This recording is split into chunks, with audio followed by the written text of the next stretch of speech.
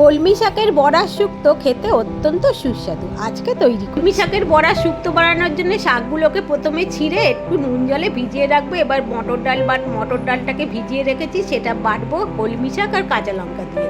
ডাল বাটা হয়ে গিয়েছে, নুন একটু চিনি আর হিং দিয়ে ডালটা ভালো করে ফেটিয়ে নিতে হবে।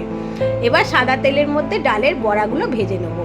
বড়াগুলো একটু ভালো করে ভেজে নিতে হবে। এখন বড়াগুলো ভাজা হয়ে গিয়েছে, এগুলো আমি তুলে নিচ্ছি। এবারে সাদা তেলের মধ্যে ফোড়ন দিচ্ছি মেথি, সর্ষে, শুকনো লঙ্কা আর তেজপাতা।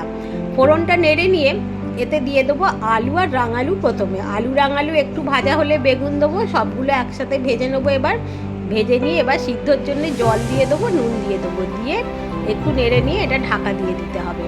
খানিকক্ষণ পরে ঢাকাটা খোলার পরে এটা সিদ্ধ হয়ে গিয়েছে আলু। এবার আদা বাটা, ভাজা বড়াগুলো, পোস্ত বাটা আর পোস্ত সিদ্ধ জলটা দিয়ে দিলাম, দিয়ে ভালো করে এটা মিশিয়ে নিতে হবে।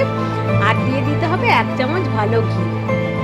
আর কিছু কোনো উপকরণ নেই দেবার। এবার ভালো করে ফুটিয়ে নিলেই একদম রেডি। অত্যন্ত সুস্বাদু খেতে এই কলমি বড়া শুক্তো অবশ্যই তৈরি করে খেয়ে দেখবেন। নিরামিষের দিনে বা যে কোনো দিনে সকলে ভালোবেসে খাবে, এর কারণ এটা খুব বেশি কিন্তু তেতো হয় না।